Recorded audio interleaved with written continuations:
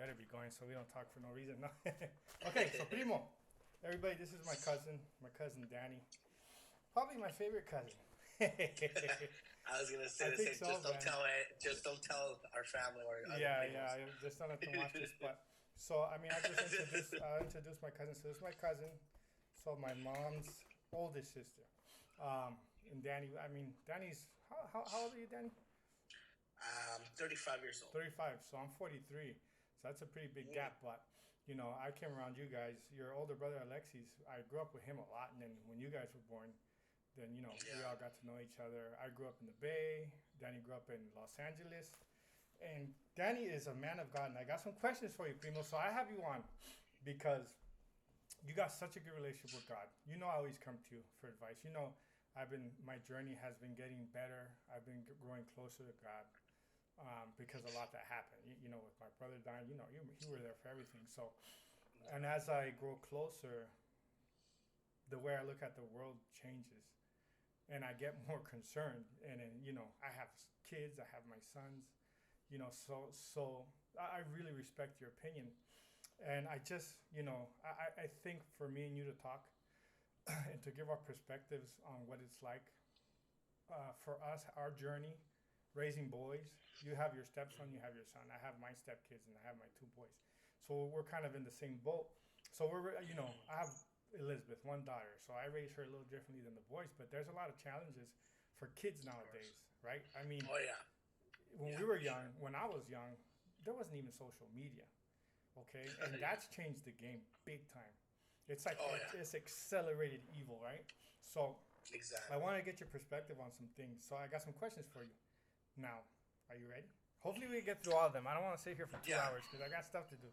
But we'll start with the first one, Primo. Okay, so Okay. I know you are a man of God. You're a youth pastor, right? And yeah. And Yeah. I know, just Youth like me, leader. Uh-huh. yeah, just our youth leader, just like me, I got lost, and then I found my way back to God. And the same happened to you. But what was it exactly that happened that brought you back to God? Because your dad, I mean, talk about your dad real quick and how your guys' family was, and then how you got lost, and then how you got back to God. Okay. So how much time do you guys have? Just No, whatever you no. want, man. If we don't finish today, then I'll cut it off and we'll continue next time. Right. Yeah. So first of all and foremost, thank you for having me, Primo. Yeah, of course. It's a privilege and an honor, and I thank God for your life, and I know what you started here is of God. So um, thank you for this opportunity.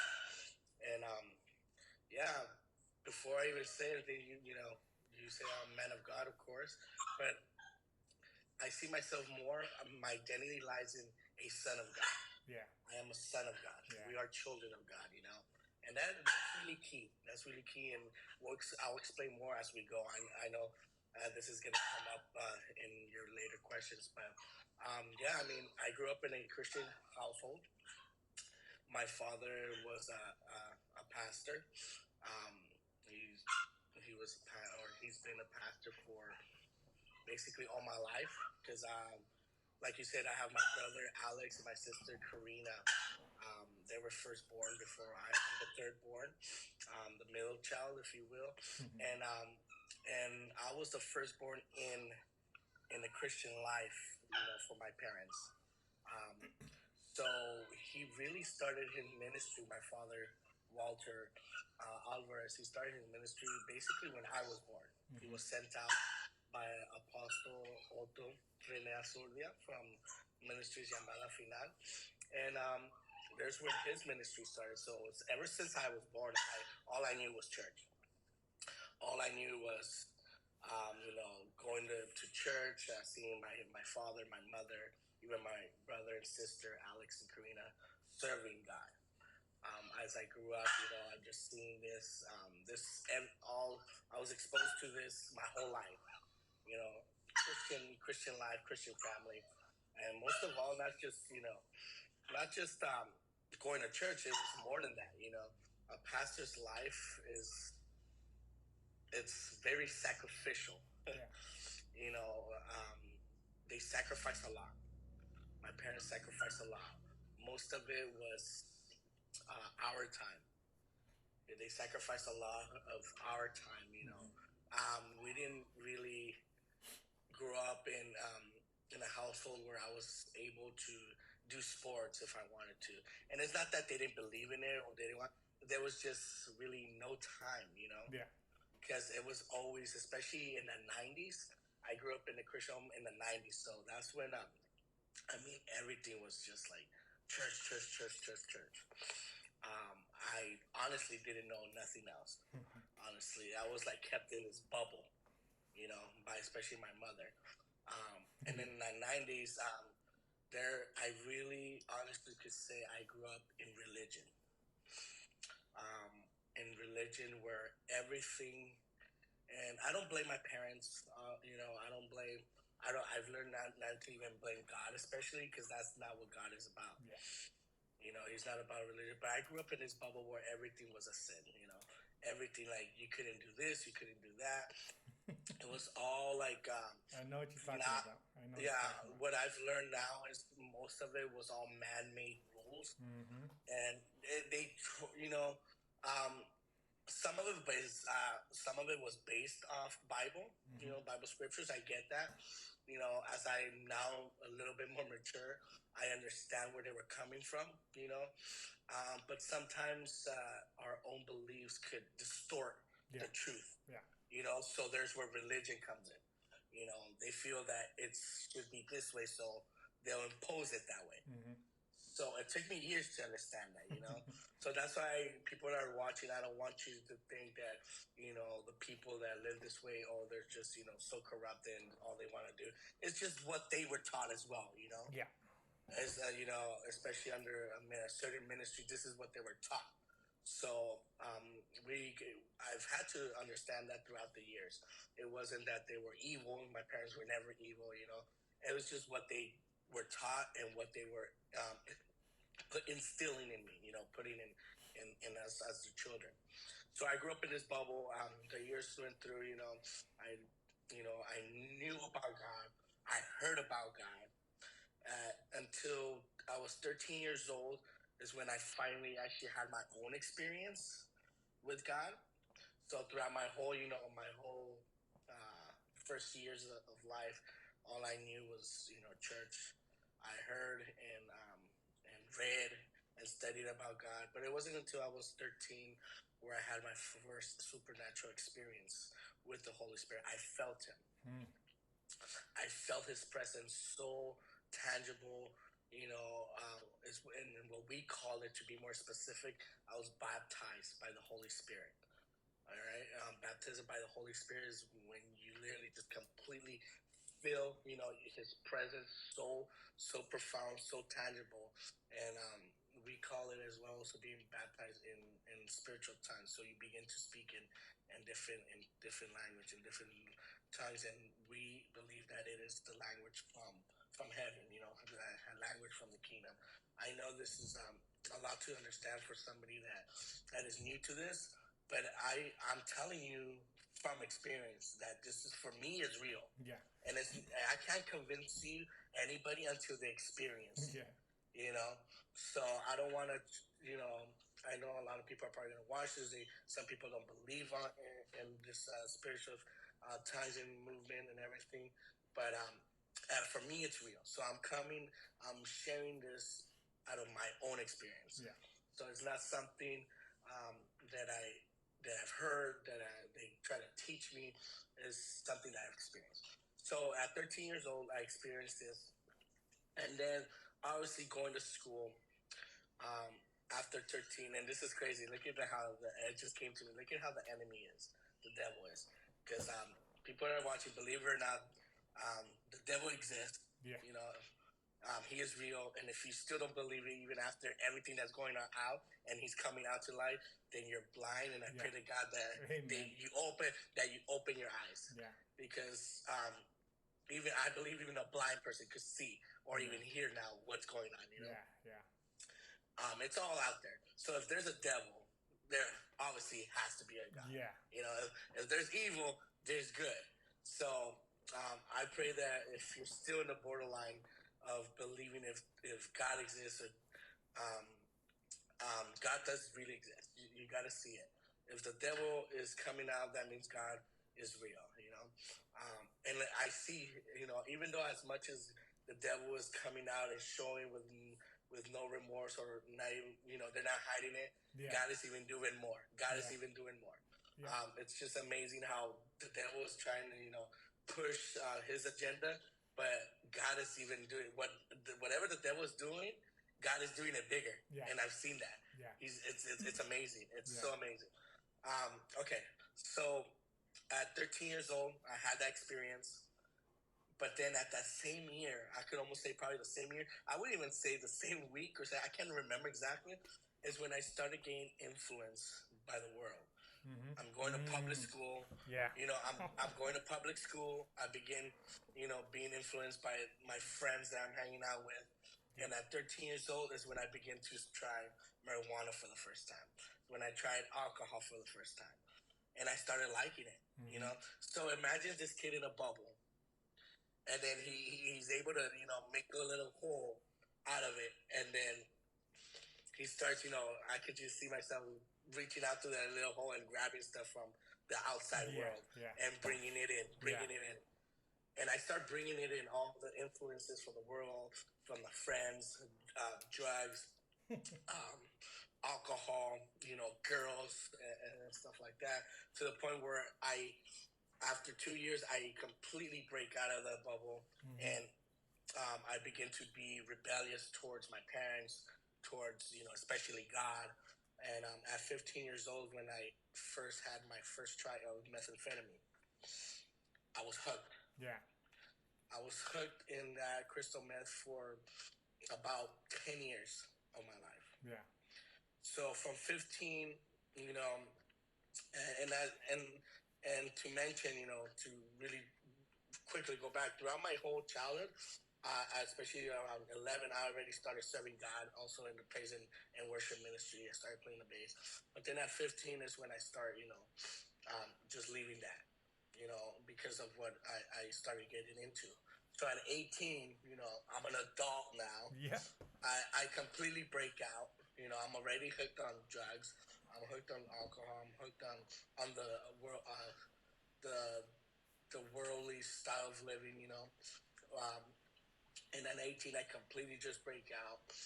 I stopped going to church. I didn't want anything to do with church. Um, and mainly also one of the reasons was I was really hurt by the people. You know, like I said at the beginning, my parents sacrificed a lot, and he sacrificed, you could say, even us as a children at the time, for people that ended up backstabbing him, that ended up, you know, just talking so much crap that really, really pissed me off. It got me so pissed off.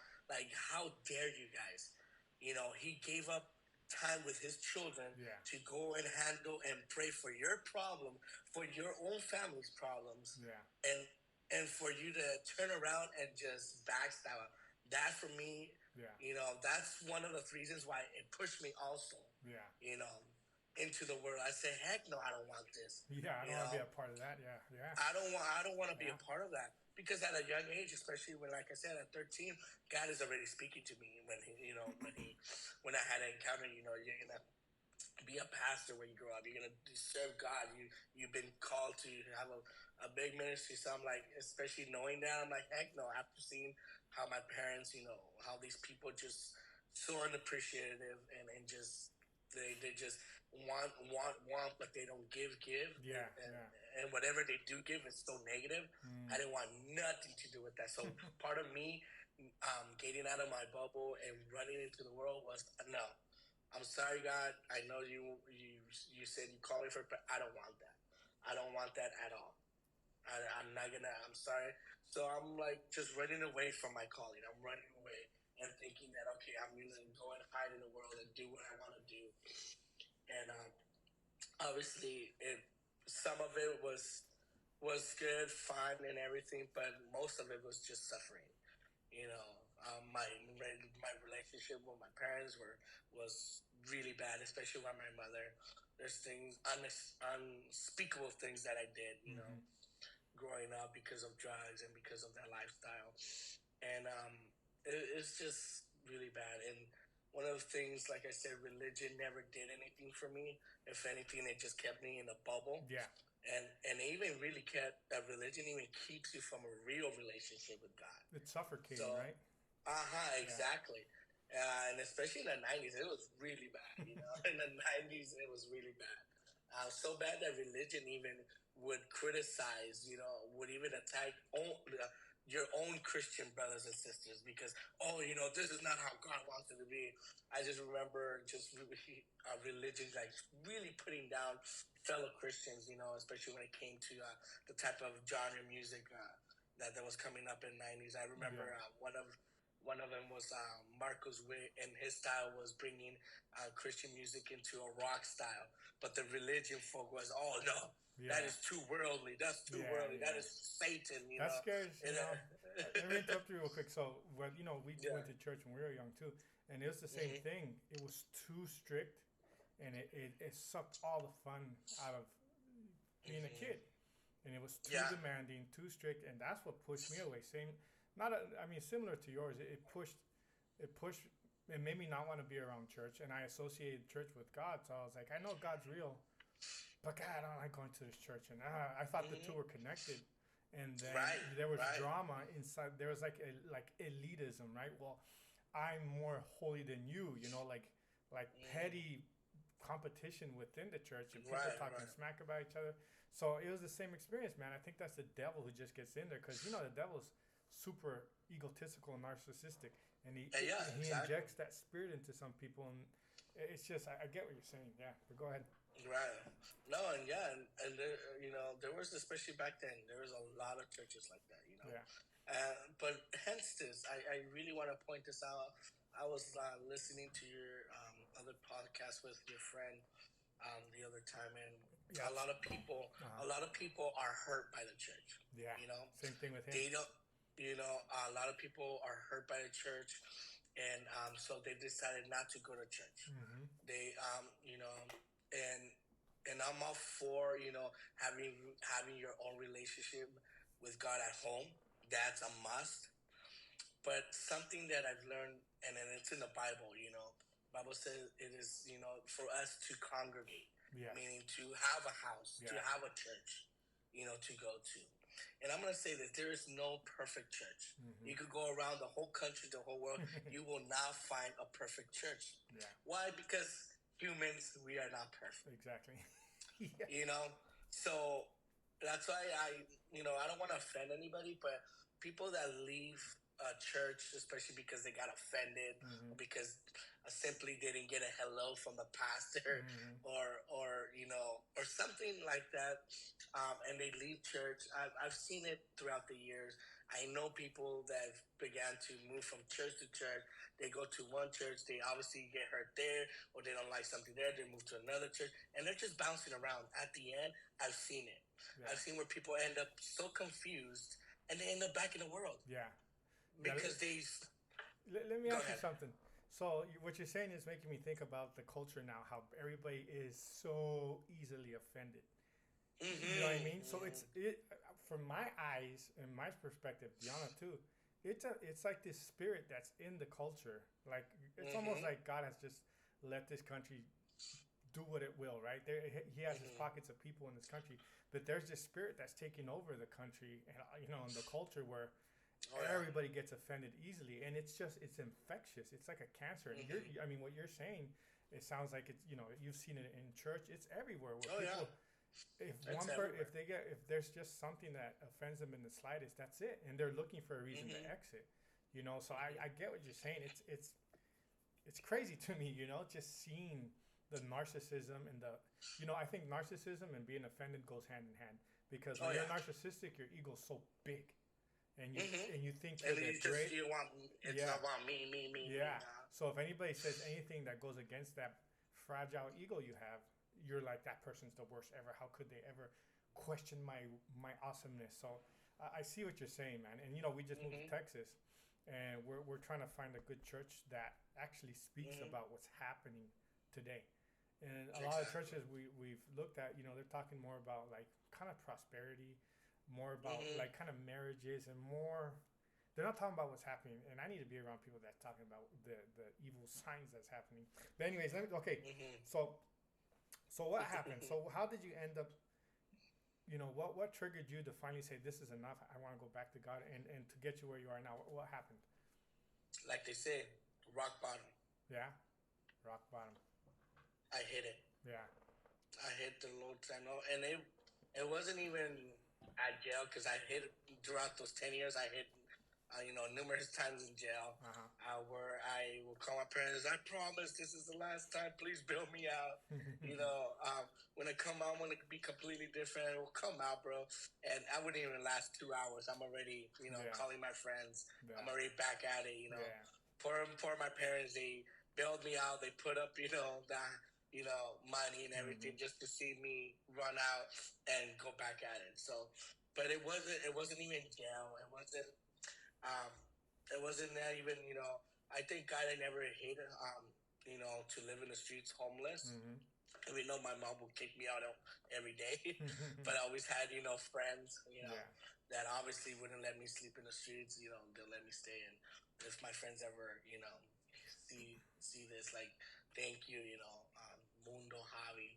I still actually, keep in contact with some of them, and I always thank God for the lives because, especially my really good friend Javi, we were running, a mock out in the streets of Monrovia to be exact, and everybody knew it was just me and him, my ride and die homie, and to this day, like he honestly, like, obviously God protected me, but I feel like He used him to have that protection. He always had my back, and to this day, I know He does. So I give God thanks for His life, and so I hit rock bottom, and it wasn't. I was already getting tired of that lifestyle. Yes. I'm like, 20, I believe I was. I and not even at 21, because at 21 I even spent my birthday in jail, in LA County Jail, by Six Flags. I was over there, and I remember they were supposed to come and visit me for my birthday, and I guess they didn't get a chance and stuff like that. But it wasn't until I got out, it was probably 22 or 23, I started, what am I doing with my life? Obviously God always being in my mind, in my heart, like, you're not meant for this. Yeah. This is not your life. What are you doing living the fake you? Because it's a fake you, because that's not you. It's not you, but you're trying to pretend that it is. Yeah. I'm over here trying to pretend to be someone that I'm not. So I'm already getting tired, and I'm never gonna forget my mom one day being really pissed off. She's obviously every day tired of me, and she's like, "¿Sabes qué? Te voy a mandar allá con tus tías, ya no te aguanto. I'm gonna send you over there with your aunts because I can't stand you anymore." Yeah. And that just triggered. That just, like, you know what? That's a great idea. Because that's a great idea, because I'm already tired. Yeah. I'm tired of living like I'm living. I needed a change of, scenery, if you will. I just, and here was my plan. You know what? This is a great idea. I believe it was 2010. It was 2010 when I said, you know what? I came up here to the Bay Area, and I spent the summer. And then I spent the whole summer with our cousin Jesse, my tia Mari, and then I saw how the area was. So I go back here to LA, and I told my mom, you know what, this is something I actually do want to do. I want to move up there. So this is my plan, Edgar. And it always makes me laugh because we have our own plans, right? We want to do it our way. Yeah. And here was my plan. um, My plan was, I'm gonna go up there, live for a year, get sober, get a job, save money, get on my feet, and be, a working class citizen, and just come back and just live a better life. I just needed to get sober. 1 year. So I come up here. Thank God for my tia Mari. She opened the doors of her house. She allowed me to stay there, and it wasn't days. It was probably days where I went back. I went back to. I found it's so crazy because I took a walk and quickly I made friends like this. I made friends like That's this the where that's the devil, huh? Trying to like put the wrong people that in front of you. the Yeah. same day I met, you know, and it wasn't even through my cousin Jesse. It was just literally because my cousin Jesse had he took off for vacation to I think it was Peru, so I was by myself, Mm-hmm. you know. Um, so I decided that one night, like probably the second night I had moved in, I'm gonna go take a walk, you know. So I take a walk, and there was a group of young people, you know. They're obviously smoking weed, and it wasn't even, you know, it wasn't even hard, you know. For me, honestly, it's never been hard to make friends. So I'm like, hey, yo, you know, y'all want a drink? And I didn't even have money, you know, and I didn't even have money, and they said yeah. So I went really quick to the Safeway and I stole a bottle of Jack Daniels. I came back, they're like, damn, okay, and then we just started drinking from there, you know.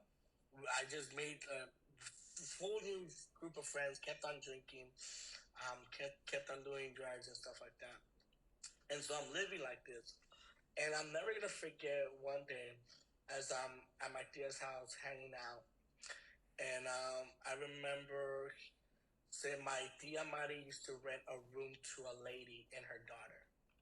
So I'm outside, and actually, now that I remember, I was outside with my cuñado because my cuñado had came up to do a job up north, and which actually he also let me be a part of that little job that we had and that he had, and we did a little job up here in the Bay Area, and then we were hanging out, you know, having a couple beers, and I see this lady in her van, her white Volkswagen van coming, and she's blasting music. Okay, she's blasting music as she's rolling up, and as she parked in the driveway where we were at, I recognized the music. Mm-hmm. I'm like, it was Christian music. All right, I'm already living there for about a month, and Mm-hmm. I've met this lady. I had no idea, you know, she was Christian. Not until that day that she's blasting Christian music. I'm like, what? I forget exactly what song, but it was so recognized. It was one of the songs that I probably grew Yeah. up with, you know. Yeah. So it was like, so I asked her, you're Christian? You go to church?" She's like, "Yeah, yeah." But and that's where it started. She's like, "Yeah, you should actually. I don't even know why I haven't invited you. You should come." Her daughter, you know, a little younger than me. She said, "Oh yeah, they also have a youth group. You should come." Yada yada. I'm like, "Oh, I'll think about it." You know, I'm still, at the moment still saying I'll think about it. And so every Friday will come and they will try to invite me, but I make sure not to either be at home or to hide from them. You know, I still, you know, like I said, I still didn't want anything to do with God or Yeah. let alone go to a church. And then it wasn't until, again, I hit rock bottom because at this point, um, my tias gave me an ultimatum because my tia Mari got tired of how I was living in her own home, Yeah. coming home really drunk. I Mm. will be they'll find me passed out in the living room. My little cousins, Alexander, you know, Jacob, finding Yeah. me just like, you know, Yeah. trashed in the living room. She said, "I'm sorry, I love you, but I have my little boys to take care of. They cannot be seeing you like this. I'm gonna have to kick you." I'm like, "Oh man." So I go to my other tia's house at Mindas, but she gave me an ultimatum. She gave me an ultimatum. She said, "You only have two options. I'm giving you two options. Either you go to rehab, or you go live out in the streets with your friends that you made." This is Arminda. And Arminda, Okay. yeah, she didn't even give me the option. You could stay here. You can try to, you know, no.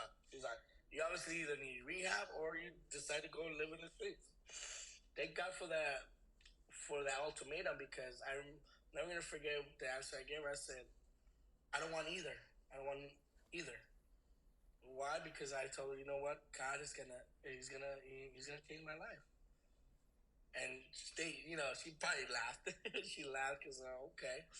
And at that moment, I remember the lady that lived in my tia Mari's, all the invitations she gave me. I called her up that very second because obviously, you know, either they didn't believe or they're like, I don't know how you're gonna do it. You know, you either gotta go to rehab or you're gonna gotta do something. Well, I told him, you know, God is gonna change. Just see and wait. So I called this lady. Um, her name is Lucero. You know, her daughter name and Daniela. So I call her up.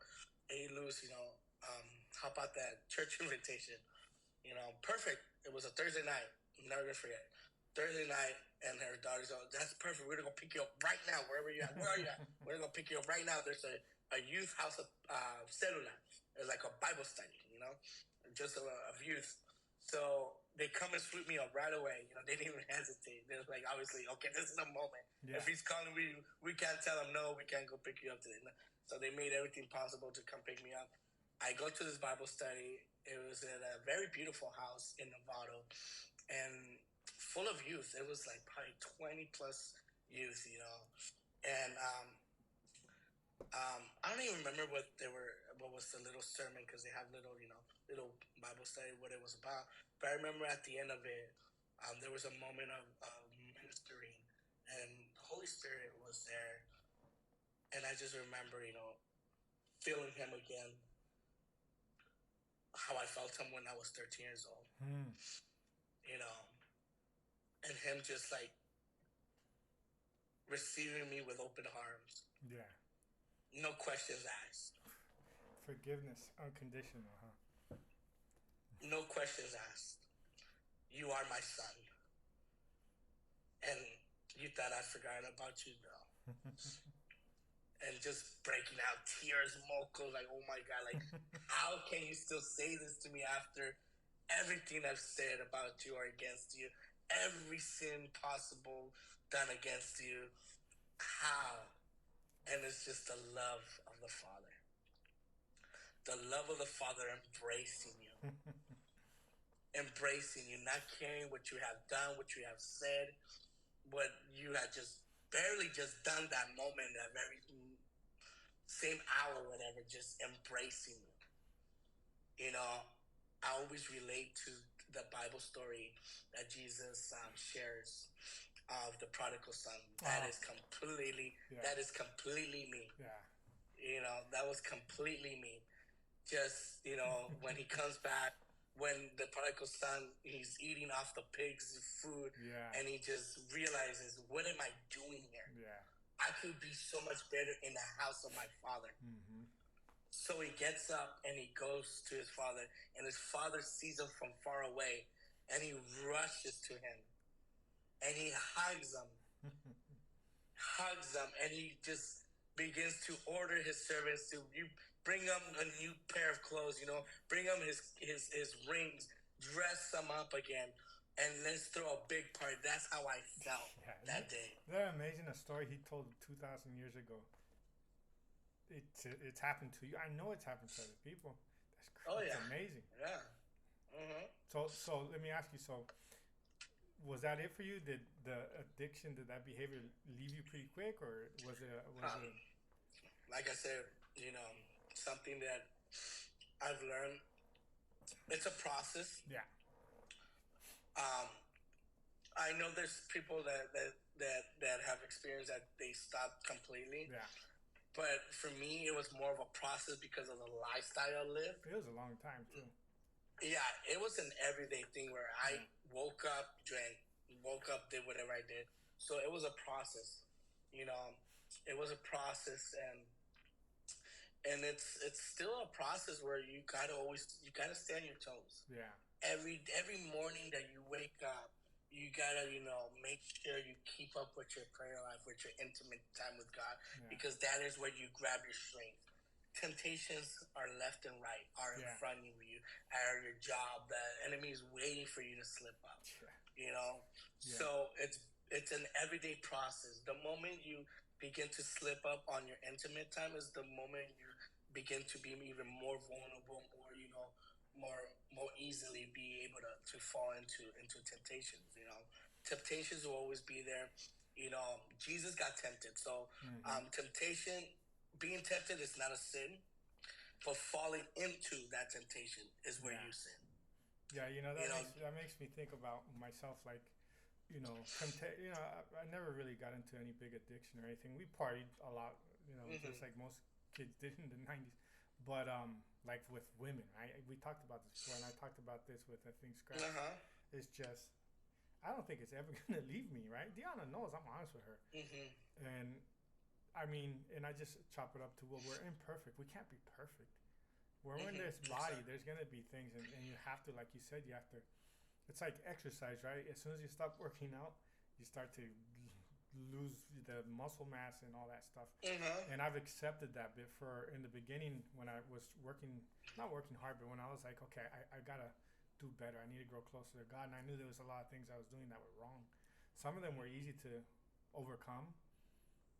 And I thought they had to be gone completely. I was like, if they're still here, something's wrong with me. But then I learned, Mm-hmm. no, no, no.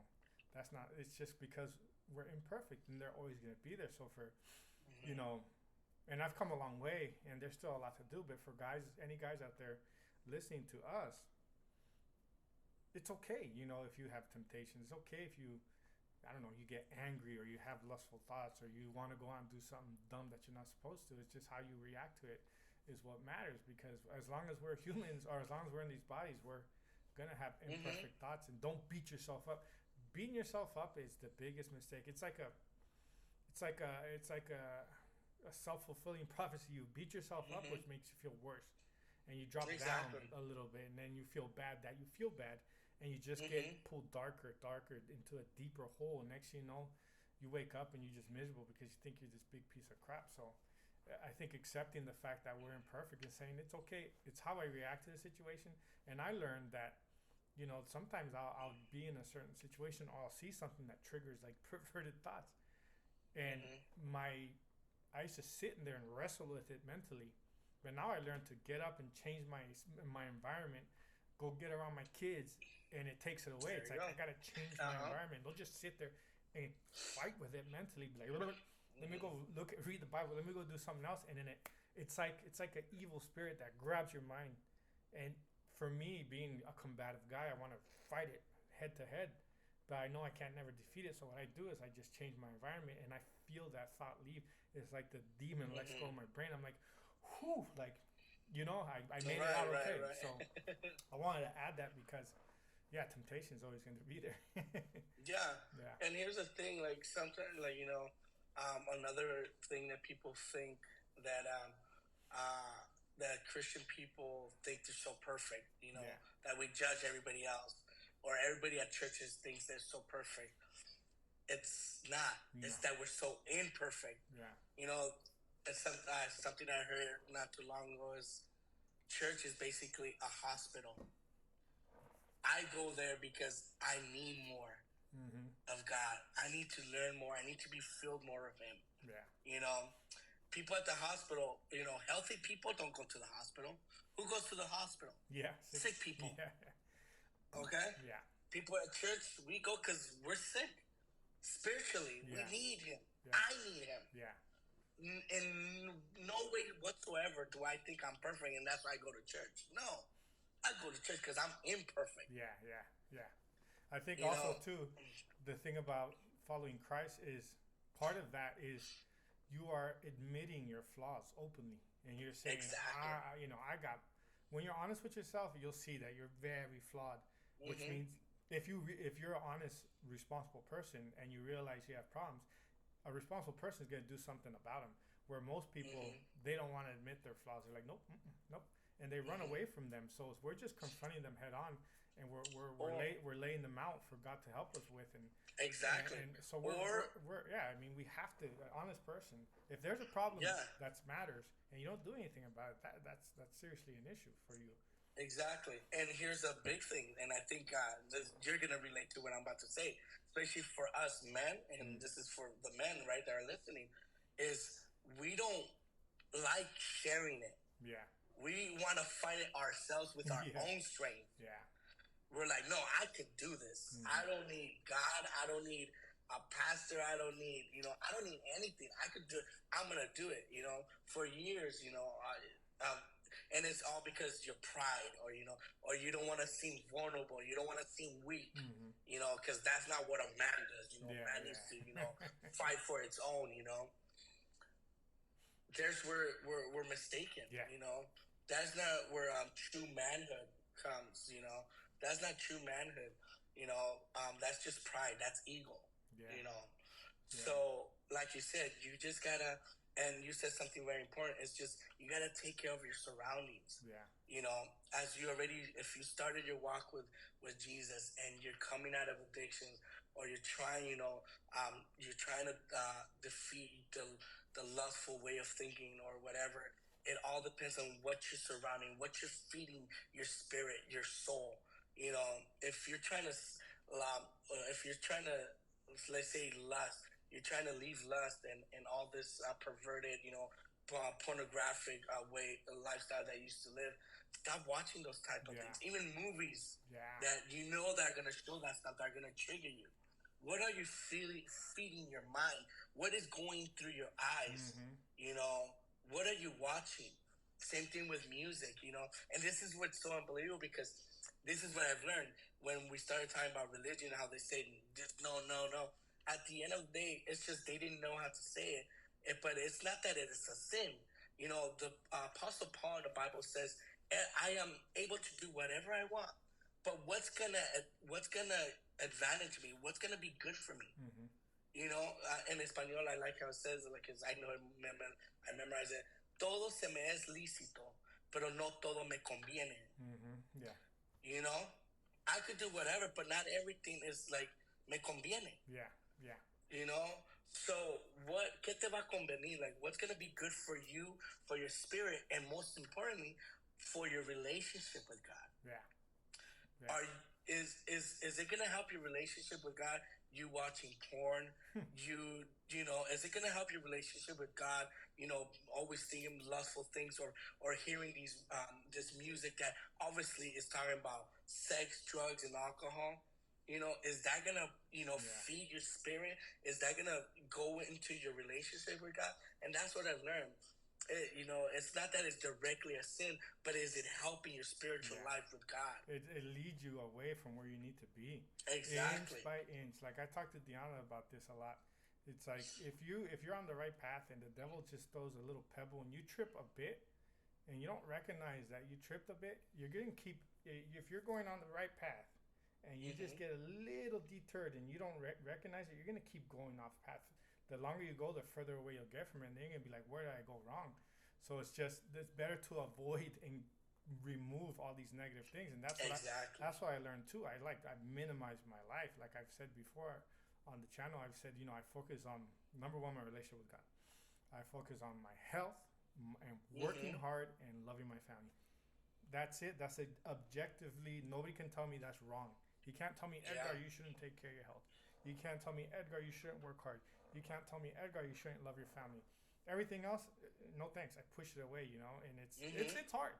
It's tough because being on this journey, you realize how much of everything is part of some type of negative, satanic, demonic stuff. I mean, so much of the world, and that's another conversation I want to have with you.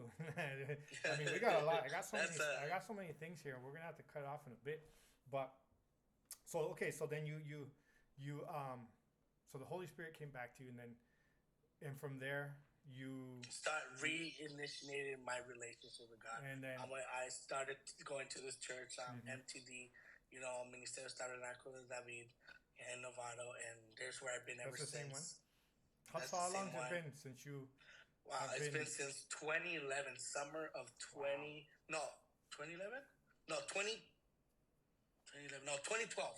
Summer 2012 is when I started, and I've been there, now over 10 years or 10 years? Yeah. And, it's been amazing. It's had its up and downs. Yeah. One of my ups is that this is where I met my wife, Adriana. Yeah. That's what I wanted to. We're gonna save that for the next. We'll have to do it again. Yeah. Because I gotta get ready to take off. So we'll cut it off right here. So that's why I wanted to get to that ending point where you started, which was you were born into church and religion. Too strict. It was too strict, and the world. It made it easy for you to freaking run into the world because it was so strict. So that's a lesson for a lot of people out there, for especially dads, because we're gonna get into this topic about raising kids in Christ. We'll get into that later. Right. But it's a lesson for a lot of dads out there, and that's a lesson I learned from my experience.